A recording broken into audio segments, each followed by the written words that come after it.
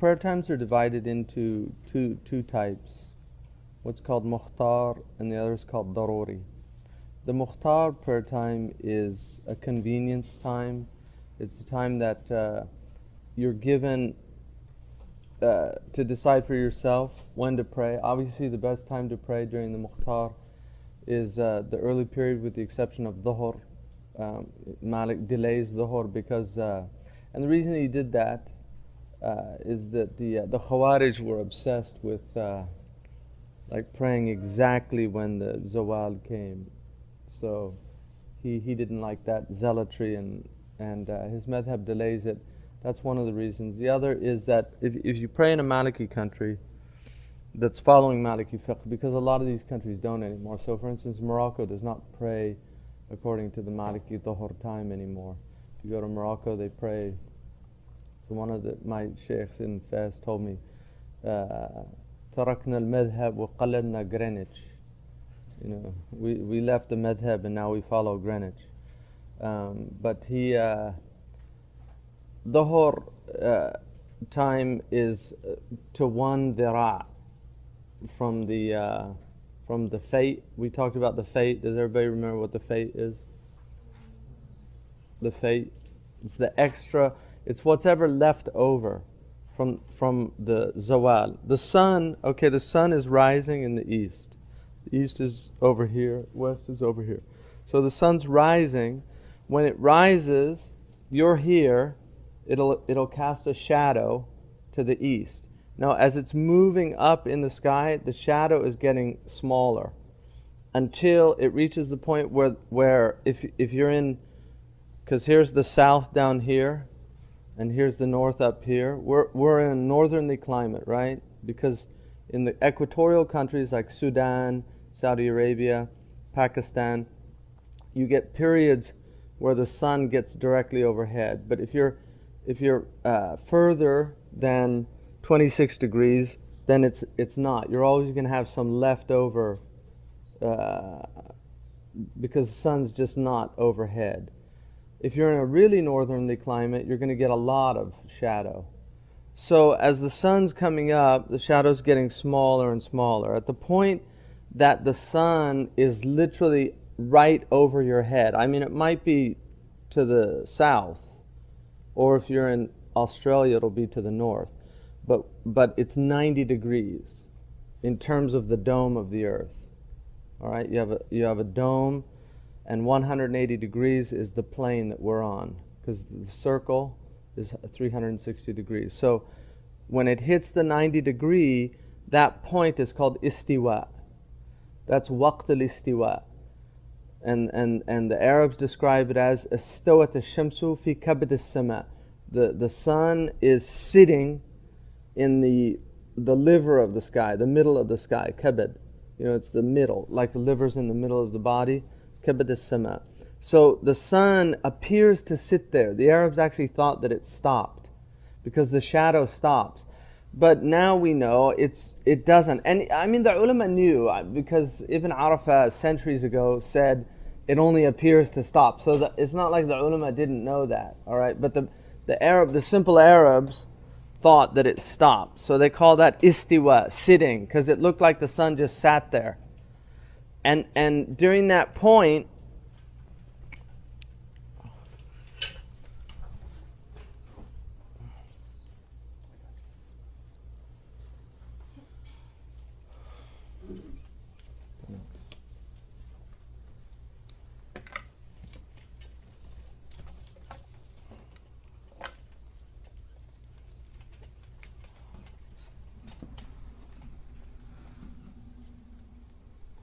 so we're here, okay? East, west, south, north. So when the sun rises here, all right, it moves up till it reaches 90 degrees here. This is 0 degrees, this is 180. And then obviously during the nighttime it's down here. So like I said, your shadow from here, because of the angle, right, your shadow is going to be cast. But as the sun's moving up, the shadow is getting shorter and shorter and shorter. And then when the shadow hits here at 90 degrees, that extra leftover is called fate. All right? It's called fate.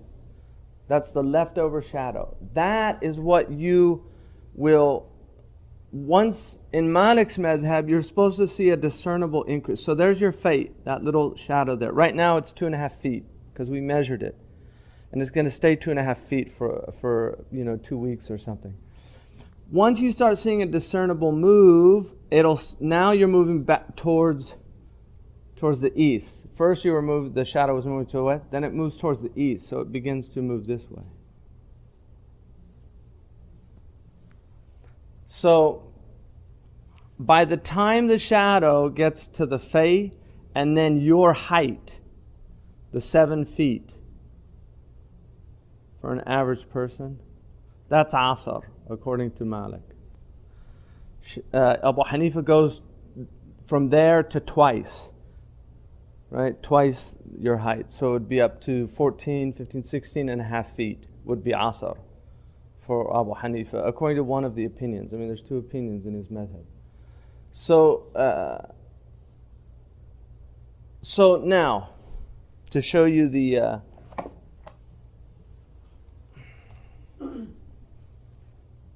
this is the book, by the way, on the Maliki Fiqh, but unfortunately it was supposed to be out. I was hoping to actually have it for this thing, but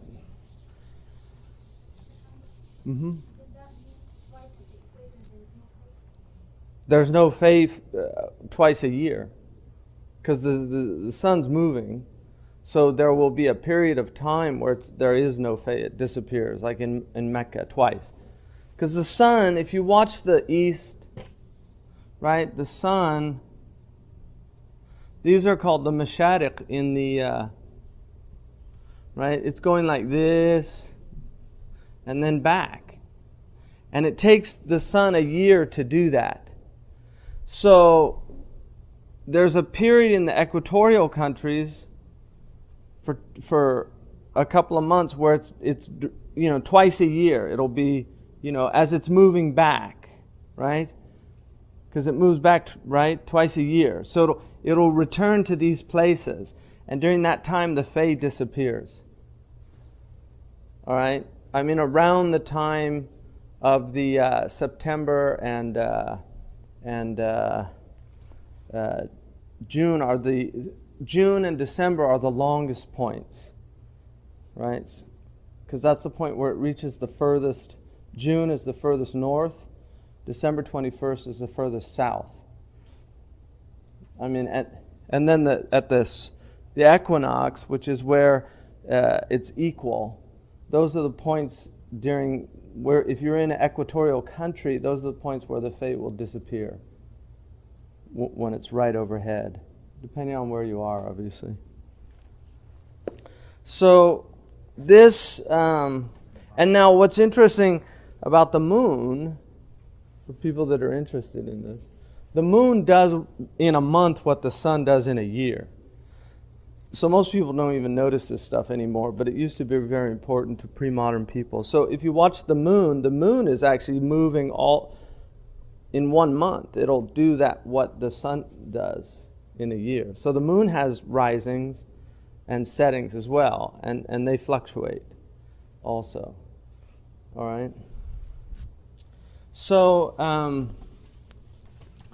if you look now, I did, this was done, I had it done 2 ways. One is a linear and the other is circular. So I'll do the linear first.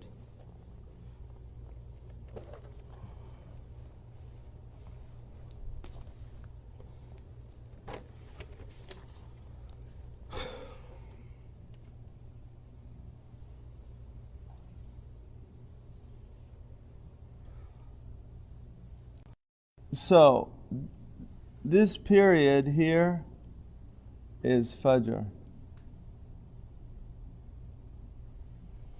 Now, the sun, when it reaches 18 according to some, 15 according to others, and there is a difference. 3 degrees is about 12 minutes. So each degree in this 360-degree circle, each degree is about 4 minutes. There's a lag time every day, which is why we get calendrical problems. When you try to make solar calendars, you get problems. Lunar calendars, you don't get a problem because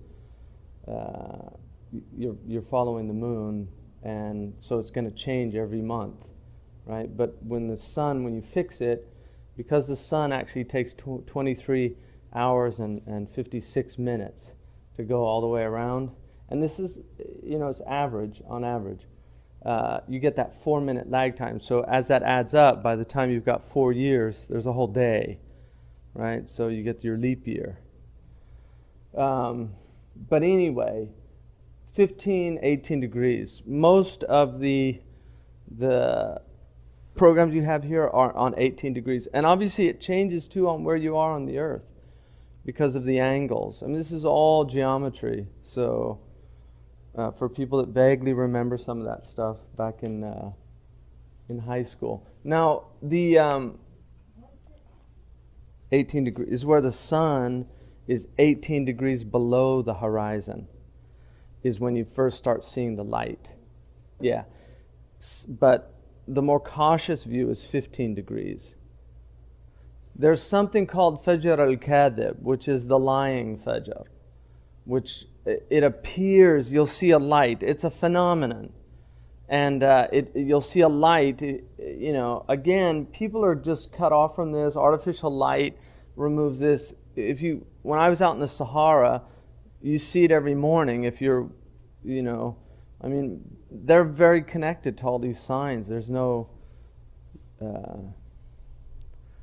they know what day it is without calendars because of the stars that are on the horizon. Certain stars show up on certain days. This works every year. Mm-hmm. Does it vary throughout the year on the time difference between the false dawn and the true dawn? It's going to vary slightly, based on where you are. But it doesn't vary in terms of your location, right? It's just going to vary because the sun's the same. It's just moving like that.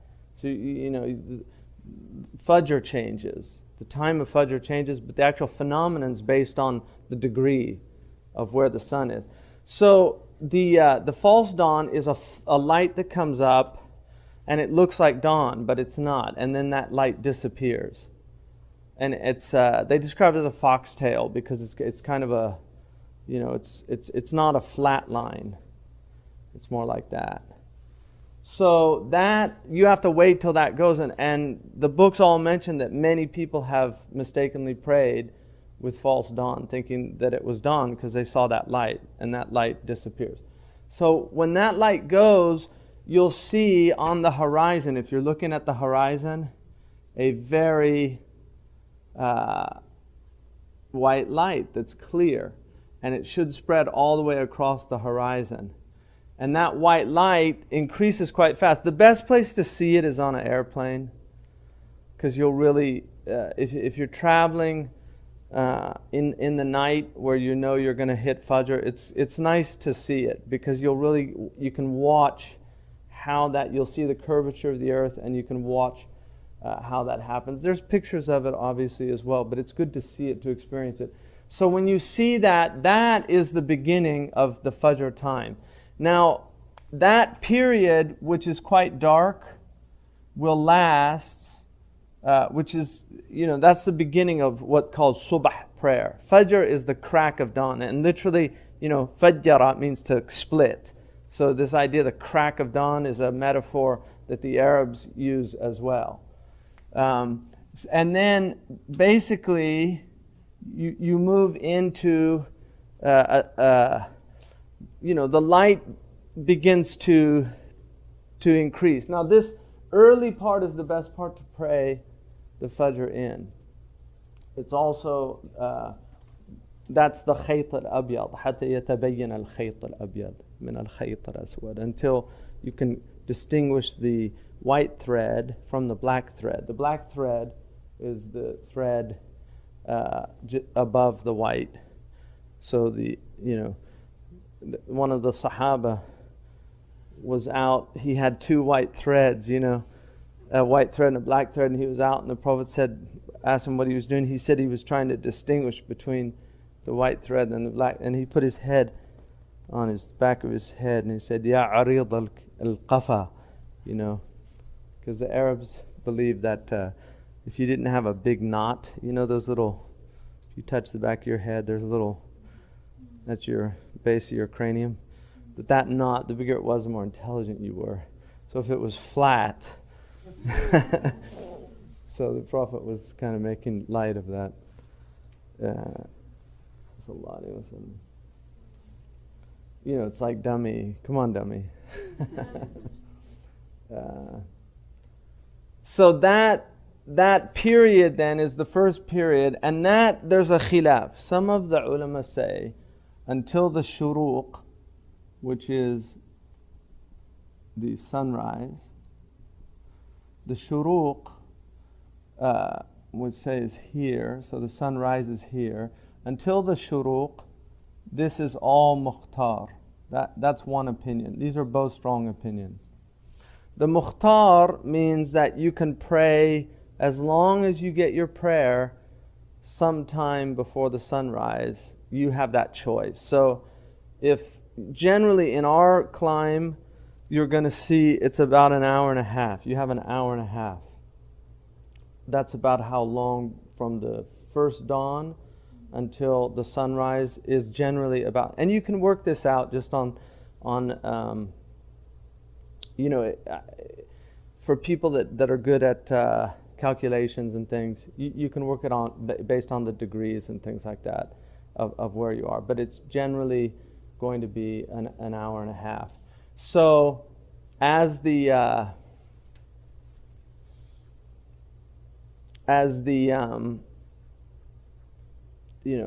sun's moving up and the light becomes discernible, that's the second opinion, that the discernible light, which is the isfar, yusfiru, when things begin to be, so you can clearly distinguish things. So if you see people, you can make out their faces. Mm-hmm. What degree is that? I mean, that's going to be, it's probably going to be, it's usually like maybe 25, 30 minutes into the Fajr, The actual degree. Yeah, I don't know when the actual degree is. Called civil twilight? It's really interesting. You have to be careful with the astronomical terms. They do say civil twilight, but civil twilight is before the isfar. Twilight, these are all old terms when people actually could see these things. You have dawn, and then twilight is both ends of the day. The twilight is that light that starts showing up. And it gets to the point where it's civil twilight, which is where that's about the time we're praying here. At about 5, it's more like the civil twilight. The isfar is a little after that, to where things are really discernible, but it's not. You've still probably got about 20 minutes before the sun rises. That's around the time when the street lamps come on and you have to put headlights. Yeah, no, exactly, and exactly, yeah. So, and then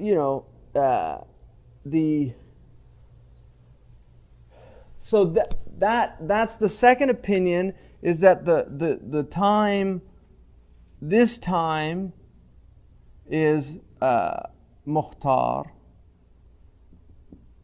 and then this time is daruri. Daruri is the time where you have to pray. If you don't, it's sinful. All right? So if you leave your prayer into the daruri time, it's sinful. And then the third opinion, which is the strongest opinion that most Malikis follow, is it's all daruri. The Fajr is not really a mukhtar time. That you should pray it as soon as you wake. If the Fajr's in, you should pray it within the time it takes. If it's at the masjid, you go to the masjid, or the time it takes to do wudu, to do your 2 rakats of raghiba, which we'll get into when we get into the nawafil, and then pray that time. So those are the opinions about, the mukhtar, the daruri of fajr. When would you say that makruh? If there are times that it would be makruh to pray, Makruh. like very close to sunrise, like 5 minutes before sunrise. Well, like I said, there's difference of opinions.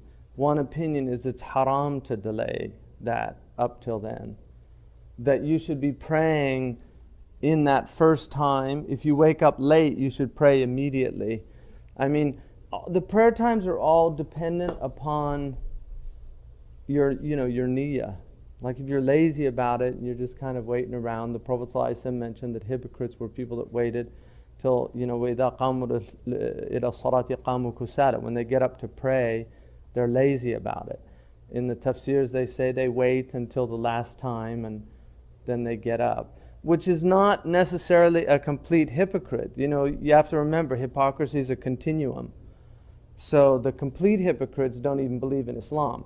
These type hypocrites are people that they do believe in Islam. Like they don't want to lose the prayer time, but they have a nifaq in their faith. Their faith is just not, because if somebody was there, they wouldn't be doing that. Right? So they're more concerned about people than they are about God. So if somebody was there, they'll it's time to pray, let's go. Whereas if they're out watching the football game, I'll just wait till there's only one more quarter or whatever. Do you see what I mean? So that's a type of nifaq. Nifaq. If the daruri time is when it's safe to pray, and there's an opinion that says that all of the times is daruri, then what's the implication? Well, that's just about Fajr. The other, Fajr and Maghrib, because the windows are quite short and they're the easiest prayers to miss, there's more stringent opinions on Fajr and Maghrib. The other prayers are quite lenient. Asr has a shorter window as well. But there's Asr has a reasonable amount of time before it gets into the daruri. Mm-hmm. Yeah? Does it mean then that anytime you pray Fajr, you're obviously trying to decide whether to do it, you're always in the daruri time? Fajr, yeah, I tend to, this period is for me, that's like a mukhtar period. If it's dark out, you've got some room. If it starts getting light, you should be concerned about, I wouldn't wait till the isfar, to where it's, things are really clearly discernible. Mm-hmm. If you do wake up late, for whatever reason, and you have to finish the prayer before the sunrise, or what if you're in the You have to have 1 rakat, which means you have to have gone into ruku'ah before the sun rises and you're coming out. If you do that, then you've obtained the rakat in the time, and it's not qada. It's actually, you're doing adab. I'll get into that in a second, okay? So let me finish, because a lot of these questions are going to get answered.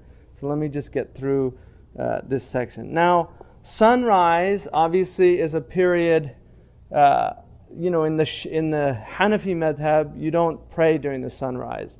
In Maliki, if you owe the prayer, you pray. Because the illah for not praying at sunrise is sun worshippers, and it's just not around anymore. There's probably still sun worshippers, but it's not a problem for the Muslims, So anyway, that if you owe the prayer, you pray, even if the sun's coming up. So if the sun if it's starting to come up, you see it on the horizon, and you haven't prayed Fajr, you just pray the Subh prayer, all right? And then this goes up to the 90-degree point. And now, at the time the Fay comes, right, which, like I said, according to Ibn Arafah, it's 1 degree, which is approximately 4 minutes from the 90 degrees. So that's quite quick, 1 degree. I wouldn't pray within 1 degree, but most of the prayer schedules, like I said, are based on this principle. It's like immediately after Zawal. So it's 91 degrees, the horse in. All right. But generally, I would give it 20 minutes from Zawal. And if you're Mauritanian up in these parts, they would probably wait 40 minutes. If they're strict, like people that I studied with, they would not pray, although it's clearly past the zawal. So I'm just letting you know, people aren't, inshallah, all these prayer times are valid. The only thing that I genuinely worry about is, like I said, most of the prayer schedules are based on zones. All right? So they're giving you a geographical region and they're saying that here's your 12 p.m.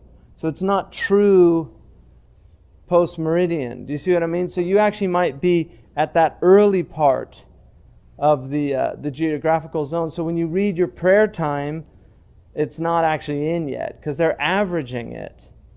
So that's the actual true. And so this time is after and this time is slightly before.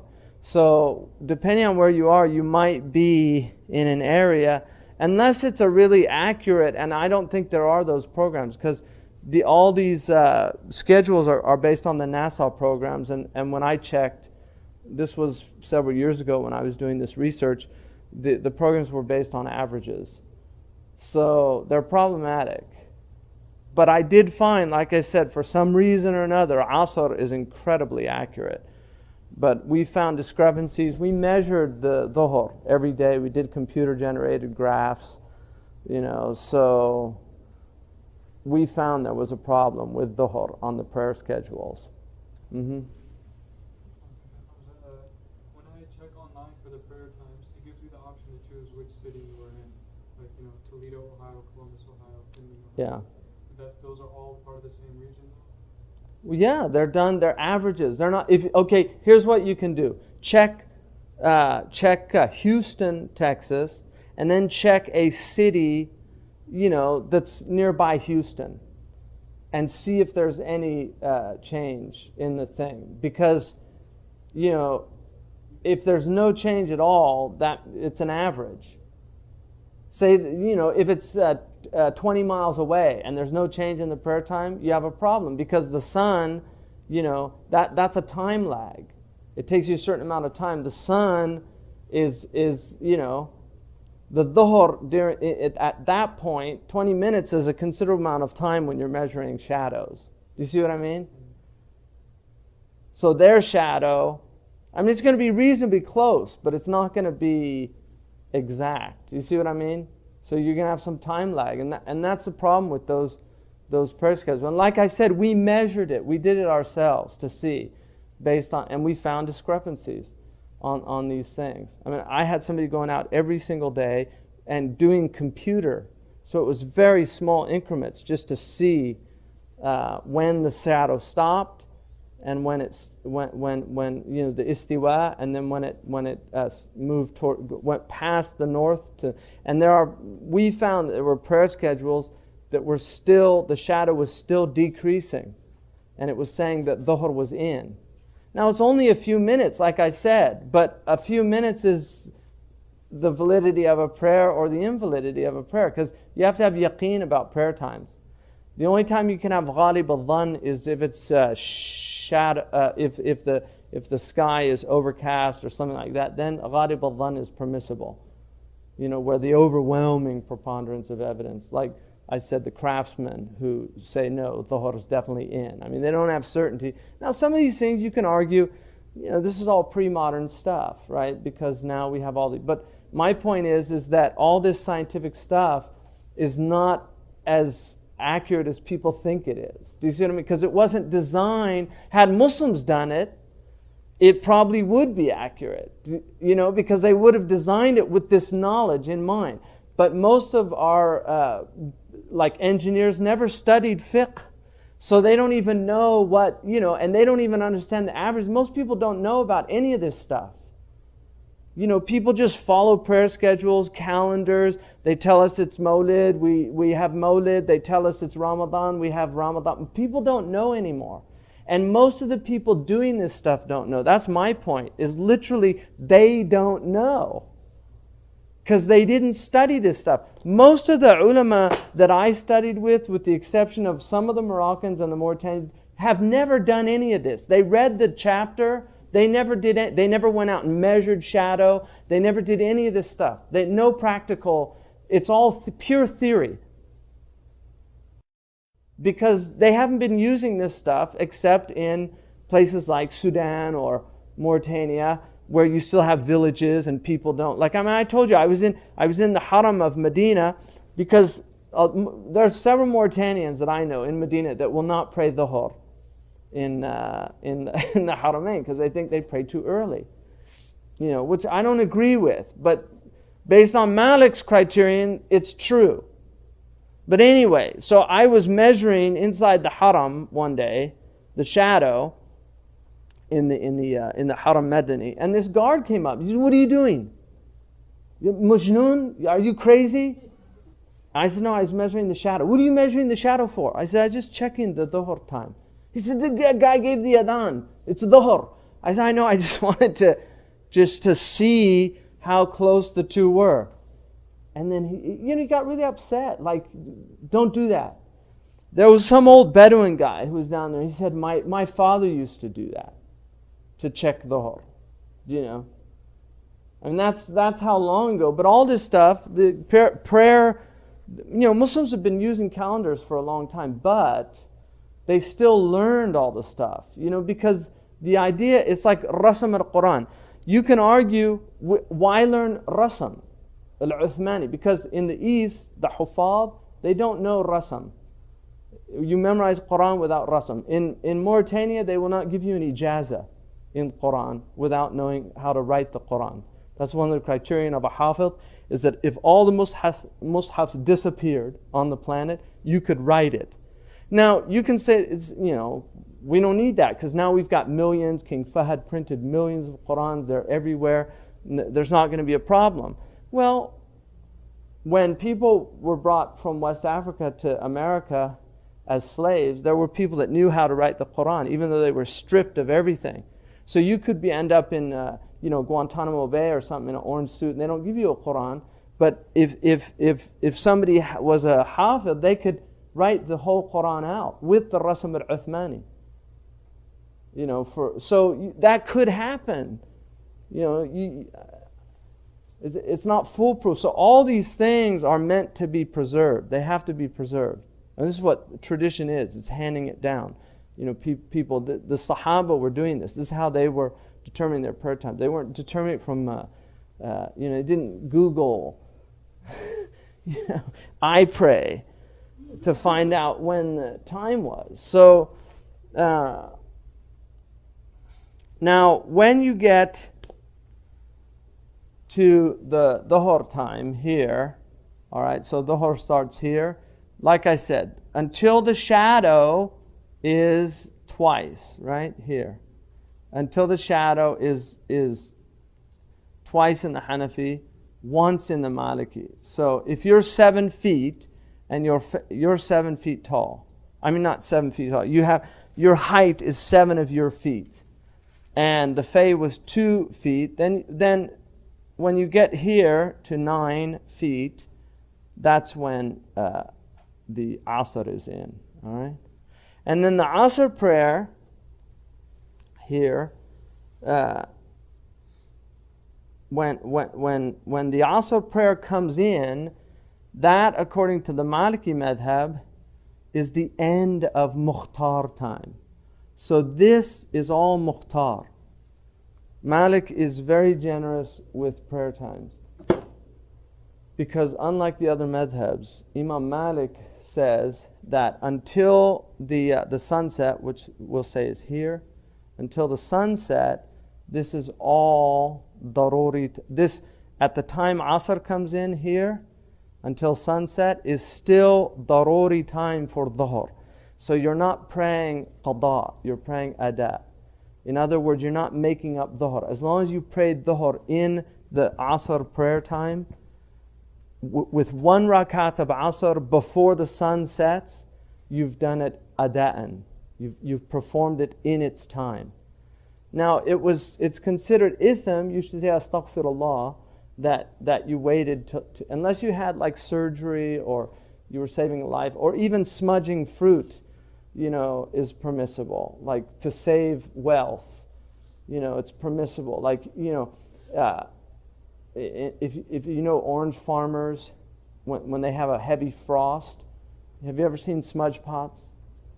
They have these in lemon groves, orange groves, places where they have fruit groves. You'll see little pipes next to the trees. Those are smudge pipes. And what happens is that they heat up. So if they get a heavy frost, the farmers get out there in the morning and they heat the tree up so they can prevent, the loss of because frost kills fruit if it's a heavy frost. So the ulama mentioned that it was permissible if you're going to lose your crop, that you could actually delay your fajr to save the property. It's permissible to leave the prayer to save property. Like, you're praying and you realize you didn't put your brake on, your car's about to go over the cliff. You can actually, you might not want to get in your car as it's about to go over a cliff.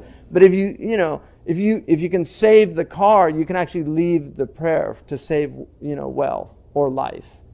If it's considerable, if it's tafih, you can't. If it's something, like it's going to crush the baby doll and then come to a stop, you don't go save the baby doll or something. All right. So now the other thing that Malik is very generous in is what's called waqt mushtarak. Malik says that there's 3 prayer times in the Quran given. The Sunnah gives us 5, but the Quran actually gives 3, which is why the Quraniyun people, these people that negate hadith, they pray 3 times a day. And the Shia also have a strong,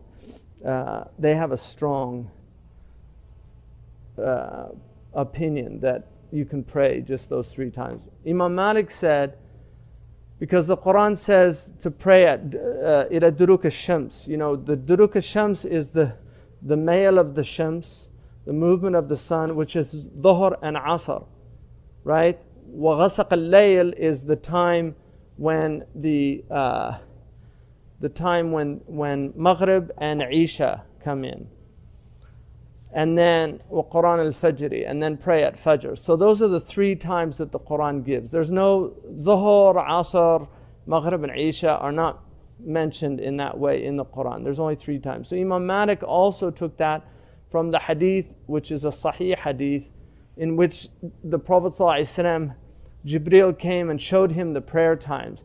And on one day he prayed, the man who asked the Prophet on one day he prayed at the beginning of the dhuhr time, the next day he prayed at the end of the dhuhr time, and said it's between those 2. The end of the dhuhr time is the beginning of asr time. There's about a 15-minute window where it is permissible and not sinful. It's makruh without a reason, but it's not sinful. It is permitted to join the dhuhr and asr. You can actually join the 2 prayers, and they're both prayed in their time, and it's not considered a sin to do that. Does everybody understand that? No, Asr has to be in, but it's a window of time. It's about 15 minutes when it's called waqt mushtarak, which is where Dhuhr and Asr are considered. It's not daruri yet for Dhuhr, it's still mukhtar at the very beginning of Asr time. If you delay it beyond that, then it's not. And the same is true for Maghrib and Isha. If you delay Maghrib up to the very end of Maghrib, because Maghrib, unlike the Hanafi madhab, which says you have to wait till the white is out, because they differ on the ghasaq, whether it's the ihmirar, the red, or is it the white light, the twilight, right? So dusk is the light that the red light, the dusk from dawn to dusk. Dusk is the light that appears at the beginning of Maghrib up to the twilight, where it's red and yellow and all kind. The last color you see is green. It's the first color you see in the morning. It's called the green phenomenon. If you're ever at an ocean and you watch the sunset, pray Maghrib, You can sit and watch, and as the last light goes before the twilight, you'll see a green flash. It's quite extraordinary to watch it. So the any questions about any of the? Mm-hmm. So the muhtar time for dhuhr Mm-hmm. is 15 minutes. I'm just saying it back so I know if I'm wrong.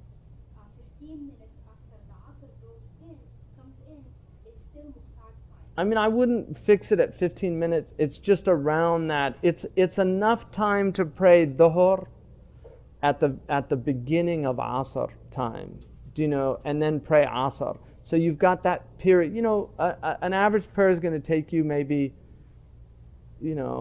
8 minutes. If you have to do wudu and then you go pray, it takes about 8 minutes.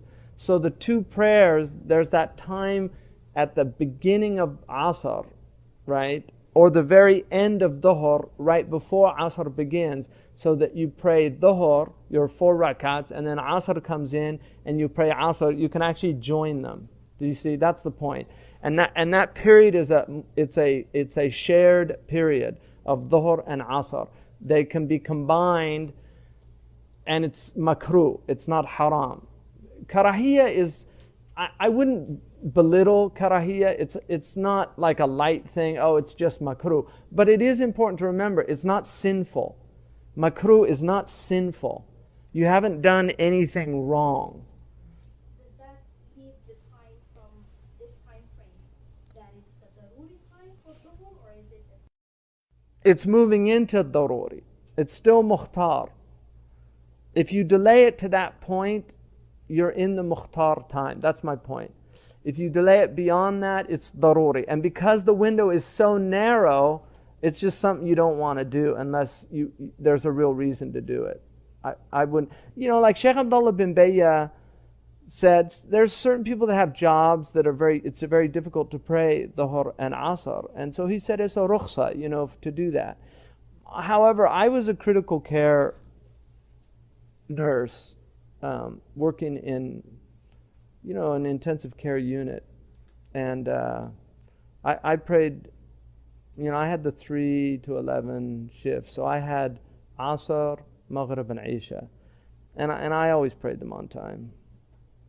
So, and I think that's about as intense a job as you're going to get with, so I just don't buy it when people tell me, I have this job and I can't. It's usually they're ashamed and it's hard for them to openly pray or something like that.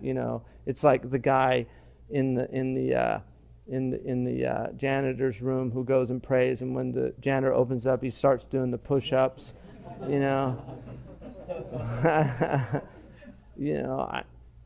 I mean, people should be ashamed not to pray. Yeah. I mean, I used to pray years ago because we went to college together.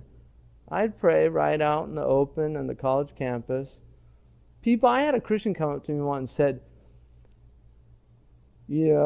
watching you pray your prayer, it's really given that, I don't know why Christians are so ashamed not to pray in public. He was encouraged by it, so. I mean, if prayer comes, I've prayed on the side of the road, on the freeway. My wife was with me once. Asr time was getting into that daruri time, and I pulled over, and it was like one of those really heavy freeways. And I started praying, this cop stops. Sir, what are you doing? I thought he was going to shoot me. I was thinking, I'll be a martyr for Asr prayer. But I mean, I was literally in ruku. Sir, are you all right? Are you? So when I finished the prayer, I went over there and just told him I had to pray, and because the sun, if it goes down, I lose my prayer. And he said, well, you can't do it here, So, but prayer times, just to give you the enormity of losing a prayer time, in Maliki Fiqh, if you believe that you will miss a prayer by going to Hajj Hajj is not an obligation. And that's mentioned in all the Maliki books of fiqh in Bab al-Hajj. If you think you'll miss one prayer, and you have ghalib al-dhan, the high probability, then the Hajj is not an obligation. So that just tells you how important the prayer time is. Further related to that, when you're on a plane going over there, because it's difficult even to just distinguish the prayer times, how do you navigate what you just said with, flying over there? Airplanes. Well, yeah, I mean, it's a problem, generally, there's two ways you can do it.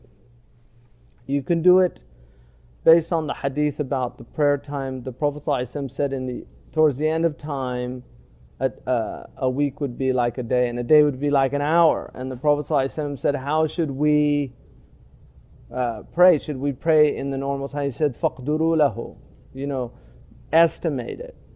Now, if you're traveling on a jet plane, a day can be like an hour. You can the prayer times, if you're going towards the east, they really shorten up. So there's two ways that you can do it. One is to do it based on your point of departure and pray the times of the points of departure, right?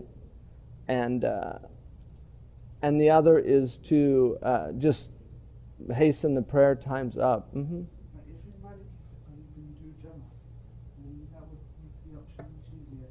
You do not have to worry about two separate prayer times. Well, I'll give you an example. If you're going over the Great Circle route over the north, Isha, Fajr just comes it comes so fast. And you can lose it really quick because the sun rises also.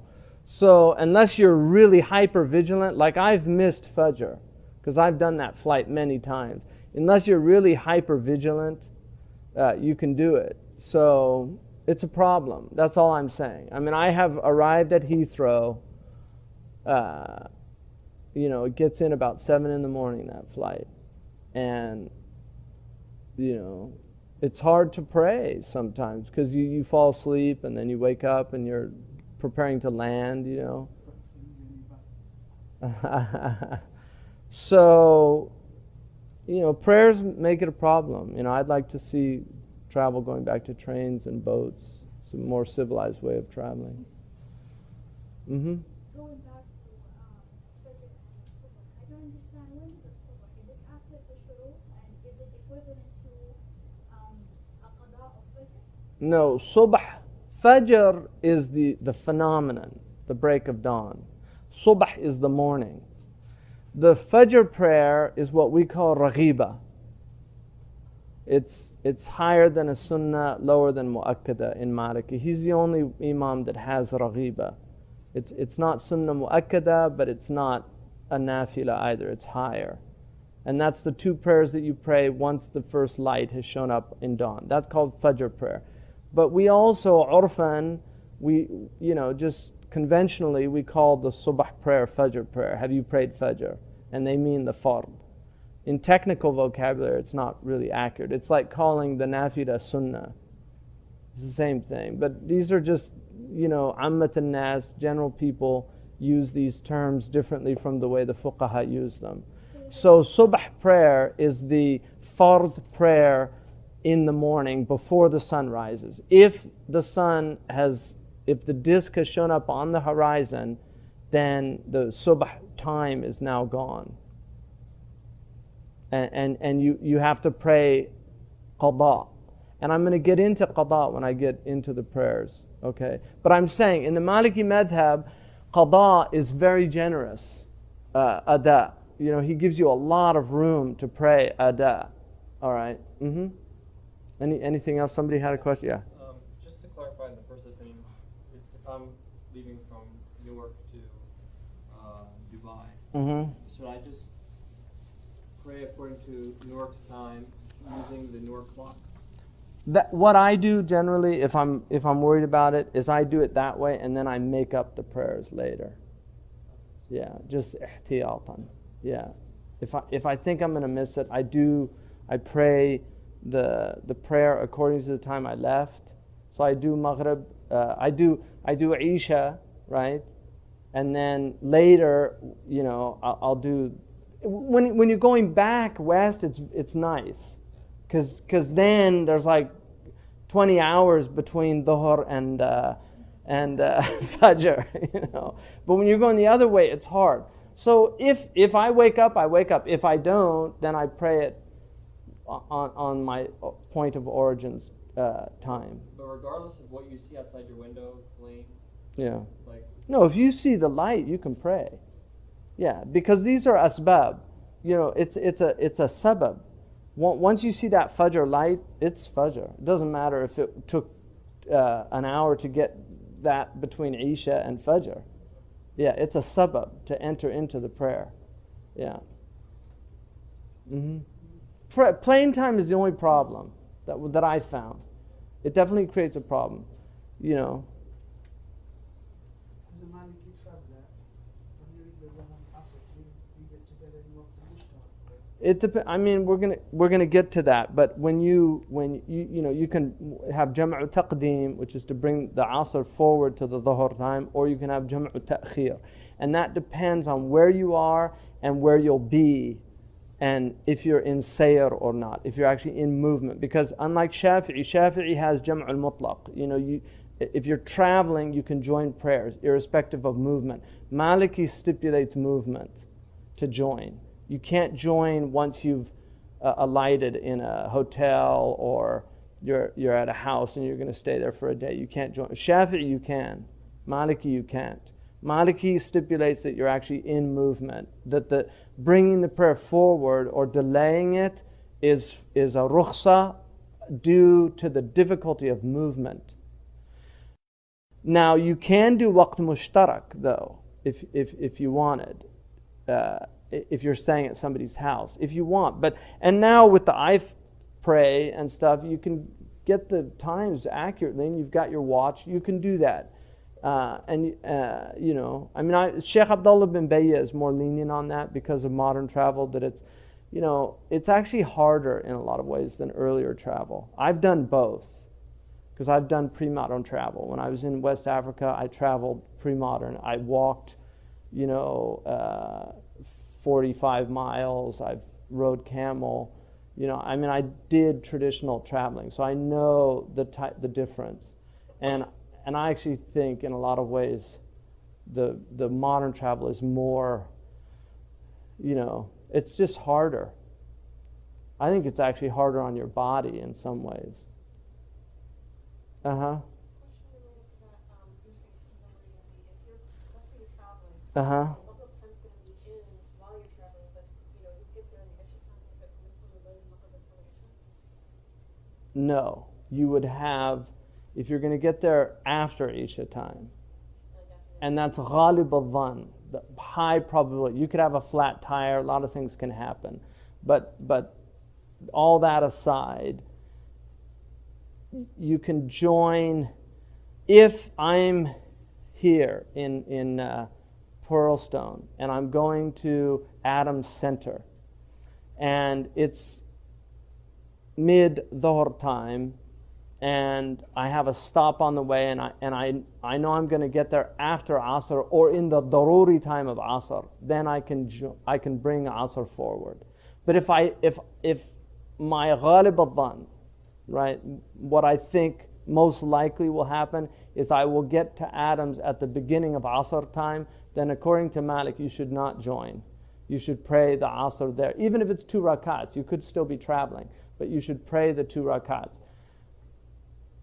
My experience with modern travel, I tend to incline towards Shaykh Abdullah bin Bayya's position. If you're in that, the Shafi'i madhab rukhsa is, it's definitely tatabbu' rukhsa, but my experience is easy to miss your prayers. We don't have masajid everywhere. There's just a lot of variables, and so I tend to be more personally lenient on that position. And I know a lot of Hanafis that do that as well, because in the end they're valid opinions, and the most important thing is that you pray on time and validly. But anything else? So So now let me just do from Maghrib, all right, until Fajr. Okay, so here's Maghrib, and here's Fajr. One question. Uh-huh. So Asr is all Mukhtar time? In the beginning? And No, Asr is Mukhtar time until what's called the Isfirar. Isfirar is again a problematic term, all right, because it depends a lot on your location. In certain areas, all right, okay, the isfirar is late afternoon yellowing, a change that occurs in the sunlight's hue, in which a noted yellowing occurs on the earth and on the walls of buildings. However, these are not uniform criteria as hues change. So, you can tell in the afternoon. There's a beautiful Emily Dickinson poem about that slant of light in the late afternoon. There's a change in light. And people that are sensitive to this are photographers. Because photographers know the apertures. Most people just are oblivious to a lot of these natural phenomena that are happening. But Ibn Abi Zayd says that if you're looking straight ahead and you can see the orb of the sun, then the daruri time of Asr has come in. But that's based on him living in Tunisia. That's not going to be the case. If you're in Alaska, you're always going to see the orb of the sun, right? So, criterion differ about this. But generally, the time of Asr is, it's like, what's Asr now, right now? It comes in at 6, and Maghrib's at 8:40. So you've got about 2 hours and 40 minutes, all right? The daruri time of Asr is going to be after about an hour and 40 minutes. Okay, so that's early. Yeah, and then so 5:07. So you've got 3 hours, right, and 40 minutes until Maghrib. Is that right? 8:20. So 3 hours and 20 minutes, approximately, right? So that's about right. So it's usually, it'll be like an hour and a half into Maghrib, because that's about right. You usually get around 3 hours with Asr. You get around 3 hours with Dhuhr. And so there's a lot of time. That time is a generous time. Mm-hmm. I leave the Asr prayer here, but I'm a Hanafi, so maybe Asr time hasn't entered yet, so does that make it problematic? No, because the Hanafi have two opinions that are both strong. The Hanafis have an opinion that it begins at the same time as the Both Abu Yusuf and Muhammad and Imam Tahawi are with Mithlay. Mithla. Yeah, Mithlal. Yeah, exactly. It's a strong opinion. So they're both valid opinions. So Rahma, people always use a case against the madhab. How many people have heard the argument that it got so bad they had 4 mihrabs at the Kaaba? How many have heard that argument? That is a complete lie and a slander of this ummah. It really bothers me that they put that out there. Anyway, they only had 1 mihrab in Medina. Only one. Same people, same rulers, everything. The reason they had 4 mihrab was to honor the madhabs. And because the prayer times are different, so it allowed people to come to the Kaaba and they could catch the prayer. And I'll give you an example. I was in Al-Ahsa where they have all 4 madhabs. And they have families that follow the madhab. So like the Mubarak family is a Maliki family in Al-Ahsa. This is in eastern Saudi Arabia. And then you have like the Arfaj family is a Shafi'i family. The Mullah family is a Hanafi family. I mean, these are whole clans. They're not like families like we think. This is like hundreds of people. And so one morning we woke up a little late to go to pray the Fajr prayer. And I was in the house of the Dogan family. And they're Shafi'i. And they have a masjid right outside. But anyway, we got up late. I was with Shaykh Abdullah al-Qadi. So they said, let's go to the Hanafi masjid. because they haven't prayed yet. So we went and we prayed Fajr in Jama'ah, in the masjid, in the Hanafi masjid, and it was such a rahmah, you know, and nobody was like, oh, we can't pray with the Hanafis, a'udhu billah, you know. I mean, it's just a slander against the ummah, you know, to say that somehow that they had those 4 mihrab because there was ta'assub. They were all friends, they were all people that respected and knew each other. The ulama all knew each other, you know. It was pre-microphone too. You know, seriously. I mean, there wasn't microphones, so you used to have a musammi', which is the person who would, the imam would say Allahu Akbar, and then about 10 rows down, the musammi' would say Allahu Akbar, and then 10 more down. So it goes. So people. That's how they did it pre-microphone. Yeah, that's what I was saying. It's the isfirar time is relative. Even the shadows are going to be relative to where you are. So, Maghrib, once Maghrib comes in, and astronomical Maghrib is when the sun is halfway down. So if you look in the newspapers and it says sunset, that's what they mean. So you can't follow. You have to give it a couple of minutes from the newspapers. And then you have up to the shafaq al-ahmar when it disappears, right? Which is, it's a reddening in the sky. So when that disappears, the twilight begins. And the twilight's going to last for a period of time, depending on where you are. In England, the twilight will last until Fajr if you're in extremely northerly climates in England. And so these poor Hanafi people are stuck up there. You know, they can't break their fast until Fajr, and by the time they can break their fast, they have to start the fast for the next day. So they lose a lot of weight during Ramadan. Yeah, they just drop dead. So that period here, most Malikis say that it's daruri. It's not mukhtar. Some say up to the shafaq is mukhtar. And then Malik says all the way up to right before Fajr, in which you can pray 1 rakat of Isha, is the daruri of Maghrib.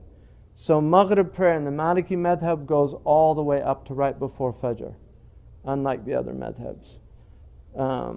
So if you... Now, here's another way to do this. In traditional cosmology, you have 12 hours of the day and 12 hours of the night. So you know how they talk about the last third of the night, right? The best time to get up. This is based on the hours of the night. Sa'at al-layl wa sa'at al-nahar. In the Arabic language, there are 12 hours of night, 12 hours of day. But time in this cosmology is relative. So the hours change. Sometimes the hour is a half an hour of our modern time. All right? The times don't change in classical Islamic understanding. There were always 12 hours of the day and 12 hours of the night, but they change in their time. All right? So, for instance, if sunset is at 6 a.m., sunrise, and Maghrib is at 6 p.m., that is an equinox. Night and day are equal. Equinox. Equal night to day. All right? When you get to the solstice, you're going to have the most extreme. So summer solstice, longest day. Winter solstice, shortest day. But the 12 hours of the night and the 12 hours of the day in our system have not changed. So if you have, this would mean, when you say, for instance, that you should pray the Isha prayer should be prayed by the first third of the night. So you divide the 12 hours, so 4 hours is going to be a third. So the night is divided into these thirds, right? So this is 4 hours, this is 4 hours, and this is 4 hours. Got it? And those are your thirds of the night. So when they talk about the last third of the night, which is a blessed time, it means the last 4 hours. But they're not 4 hours that are 60 minutes. They're 4 hours. That's why the Salaf said, "Ash-shita rabi' al-mu'min." Shita is the spring of the believer, because the days are short to fast. The hours of the day are short to fast, and the hours of the night are long. So that's, in the winter, you get the biggest third of the night. That's the longest time you have. Do you see? So you get more of that blessed time than you do in the summer. You following this? I always get confused. What's that? The night starts at Maghrib. And there are 12 hours every night, irrespective of whether or not they are 60 minutes. They are 60 minutes when you have the equinox, right? In September and March. September 21st, March 21st, they're 60 minutes. So you just take the... I'm going to show you how to do it. Yeah. So here, Isha then goes up to the first third of the night after the Shafaq is gone. So if the Shafaq will usually take about an hour and 20 minutes, something like that. Like right now, what time is Maghrib is at 8:20. What time does Isha come in? Okay, so that's an hour and 10, 8:20, huh? It's an hour and 40 minutes, right? No, an hour and 32 minutes. Okay, so that's about right. I mean, if you live in this area, like what does anybody know what degree this is? The latitude. I'm in 38. You should know your degree. It's a useful thing to know. Yeah. No, it's not. We'd be in Canada. But anyway, it's probably, I think it's probably maybe 30, it's around 39 probably, somewhere around there. Yeah, 39. Okay. I mean, it's useful to know this stuff. Like I can work it out. Yeah, there. Okay. So it's useful to know these things because you can work out important things, all right? So, here we're 39 degrees. So what that means is that the Isha is generally going to be about an hour and a half between Maghrib and Isha. All right?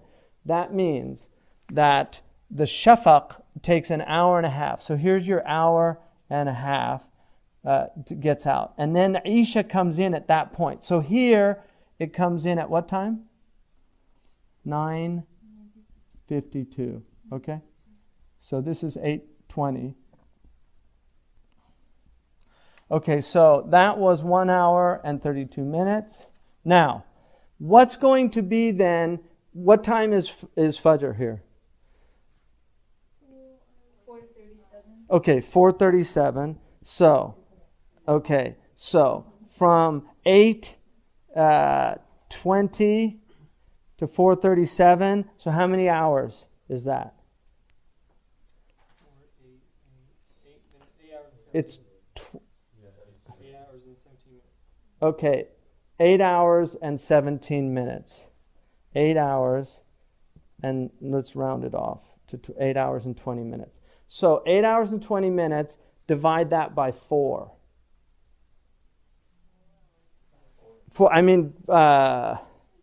Yeah, 3. Get your 4 hours, yeah, your 12 hours. So you're going to divide that by 12. How much? Does anybody have a calculator?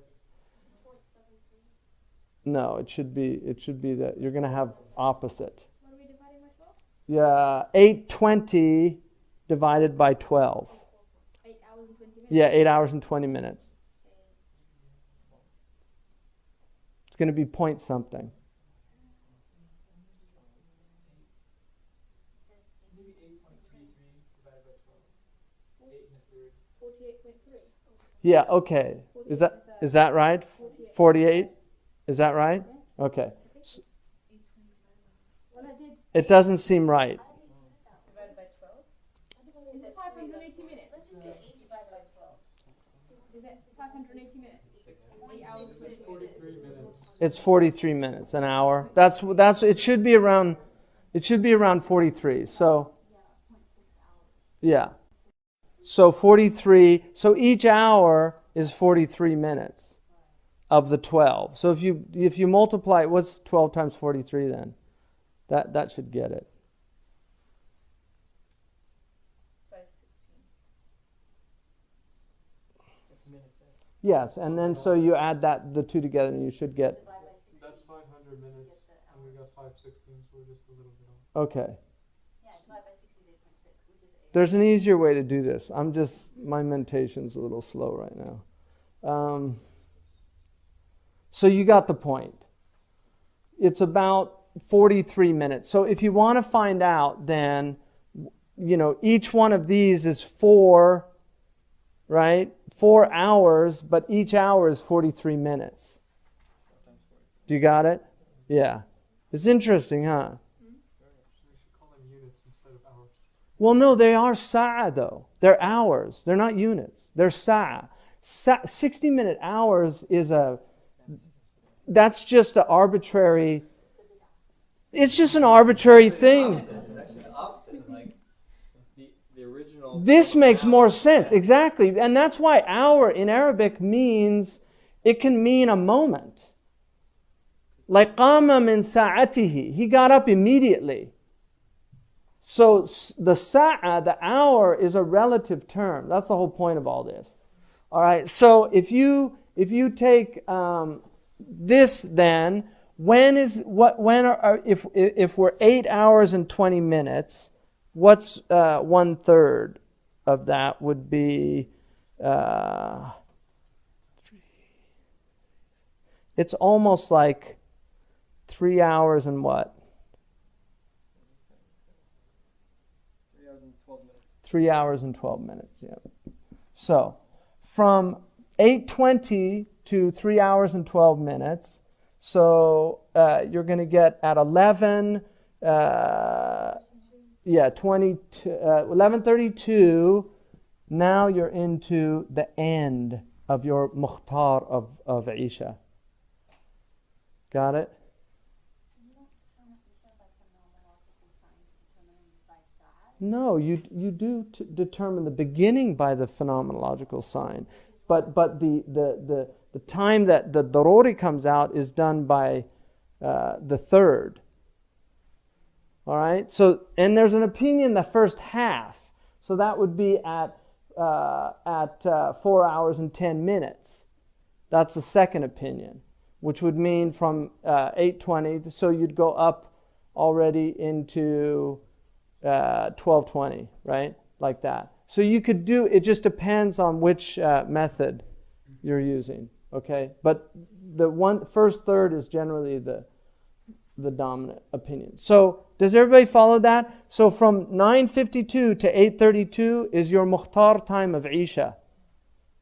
If you prayed it, it's small because we're in the summer. It's going to be bigger, right? When you go into the winter, it gets really big. Because the hours expand. When you're in that, when you get to a point where you get an hour and 20 minutes is an hour in the winter, or an hour and 30 minutes. So you're getting double the time. It's very confusing. So, but I mean, it's not if you're. There's a simpler way to do this, and but anyway, but most of you, I think, got it. If you didn't, My question is for the shafaq, I thought it was when the red disappears. And so I thought that time would be shorter than what we'd like with the Isha. I thought the Maliki should come in earlier than when the full twilight disappears. it does. So it's more like 45 minutes. No. No, I mean, not exactly, but within No, the shafaq takes a while to go. what's the sign for Isha coming in? The end of the red. So the end of the shafaq. Yeah. Now that might be following the twilight. and that might be the problem. Do you see what I mean? They might not be doing that. That might be Hanafi, because most of these things have been done by Hanafis. Yeah. So that's true. That's a good point.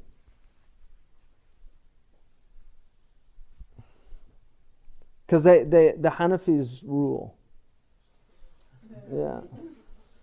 It'd be interesting if you can do this on like an Excel sheet, do a formula. Oh, it'd be easy to do. I'm waiting for somebody to do it. Why don't you do it? Yeah. Because it's worth doing, it's worth having this stuff. And this is really interesting stuff to me. It's just fascinating. I haven't looked at it in a while, but I really got into it for a period of time, and just, and it's nice to know. It's just such useful. Fiqh is a really relieving thing, because if you know your fiqh, you just don't get confused like everybody else. I mean, Muslims are confused because they stopped studying fiqh. Really, all the problems in marriage is because they didn't study fiqh of marriage. It's all solved in there. 90%, if people were really committed to actually practicing this religion, 90% of their problems would go. But they're not committed to it.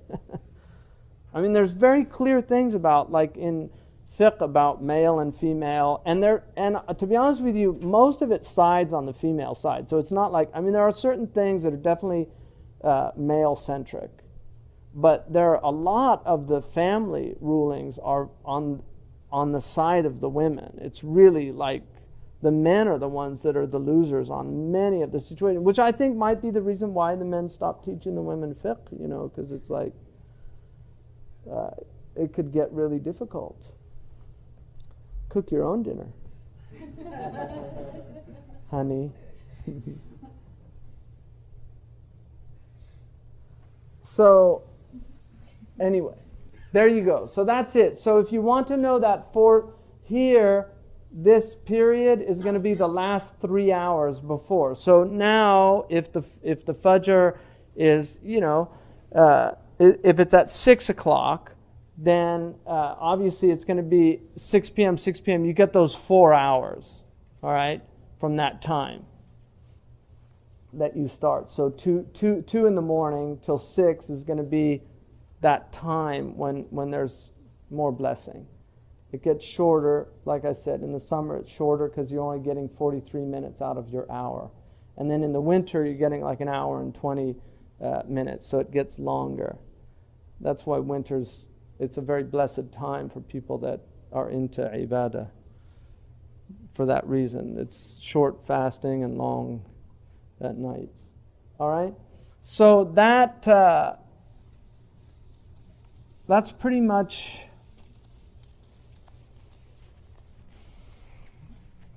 the prayer times that I can think of. Is there any other? Well, also,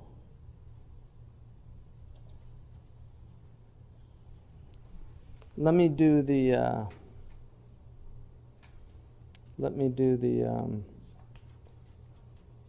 what's that? Oh, it's a class. Okay.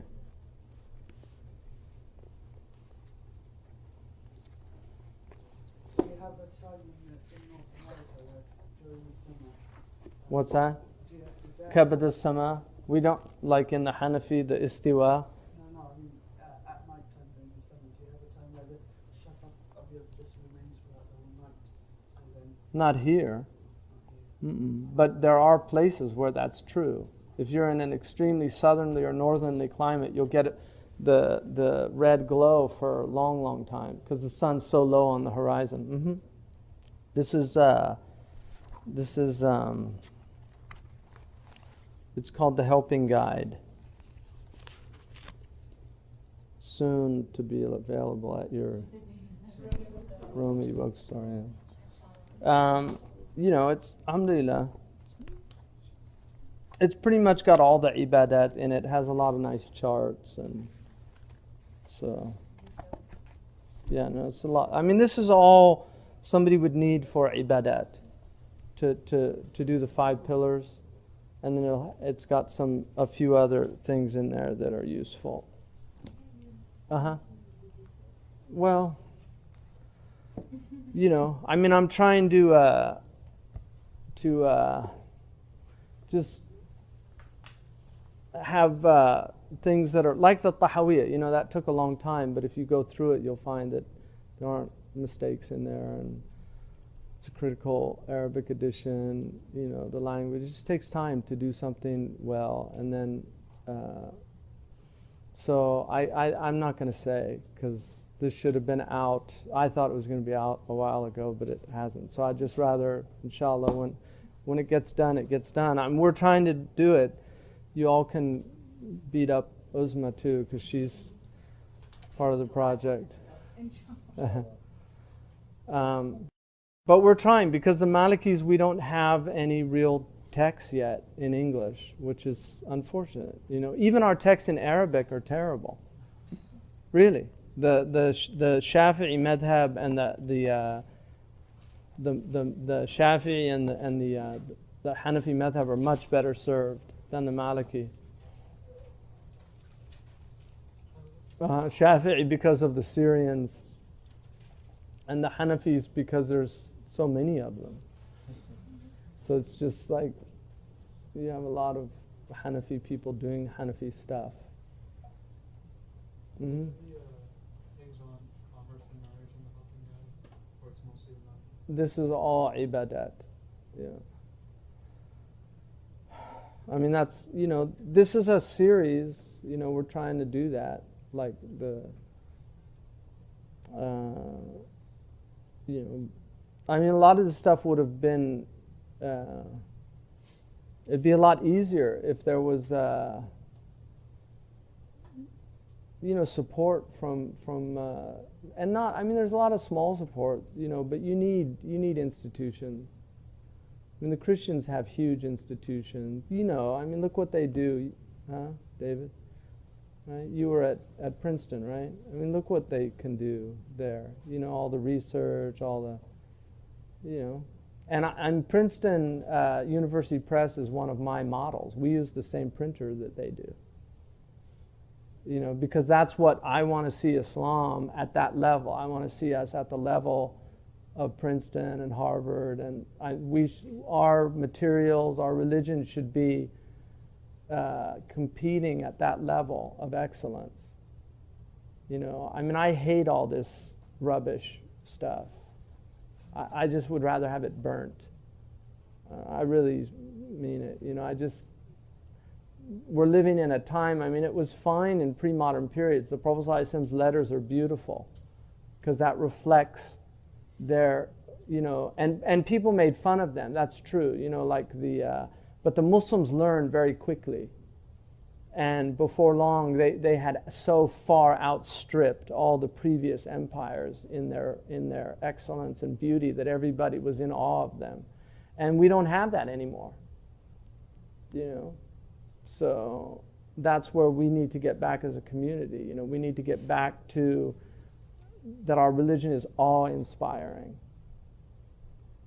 But that takes, you know, it takes a commitment to excellence and itqan, and inna Allah yuhibb al-abda idha amila amalan an yutqinahu. Allah loves a servant that if he does something, he does it with excellence, with itqan, you know, real itqan in action. And that's why itqan is a beautiful thing. That's why, I mean, this culture is mesmerized by itqan. You know, Michael Jackson is, you know, he's mesmerizing because he could do something. It's a silly thing, but he could do it better than anybody else. And so people, they'll pay money to see that. And that's what they're really into. They're not into, they're into like, how does he do that? Well, he did it by practicing 8 hours a day. You know? But people don't see that. They just see the end result. And then they think it's magical. It's not magical. It's just really hard work. And talent. I mean, you need talent. There's no doubt about that. That's the extra factor, which is why he was at the top of his field, because he had a massive amount of talent. But that's true of anything, whether it's music, sports. I mean, people are paying all that money to watch these guys because they can throw a basket from a place that if you try to do it, you won't get it every time you do it, but they get it most of the time they do it.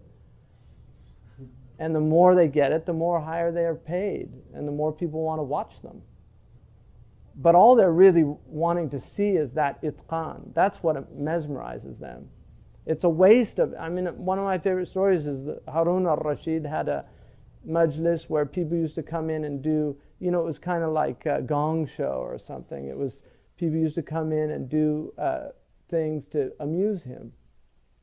And if he liked them, he would reward them, and if he didn't, he would. But one man could take, old pre-modern needles were quite big, but he could take needles and throw a needle through the eye of the other needle.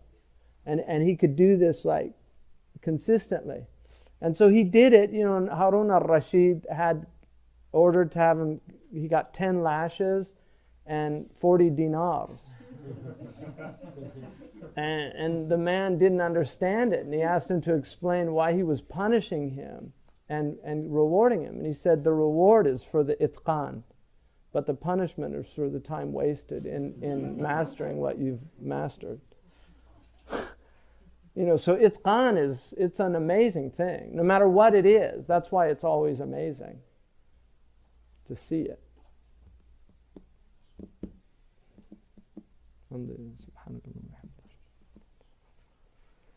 All right, Maliki people.